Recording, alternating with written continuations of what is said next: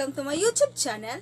And don't forget to my YouTube channel, ang i-share ko po ngayon is how to pronounce a consonant vowel of Korean word. Then, the 1 to 10, the numbers, how to pronounce. Then, keep watching guys! Hi guys! Magsisimula na tayo kung paano ba magsalita ng consonant word or how to pronounce to consonant word in Korean word.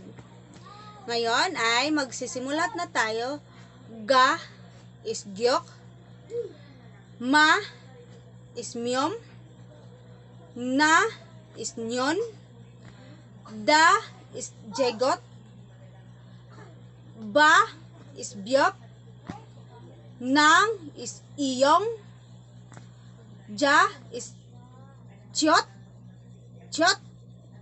cha is chiyot, ka is kyok, ta is chot, pa is pyop, ha is yot. Guys, sa numbers na naman tayo kung paano ba mag-pronounce ng numbers.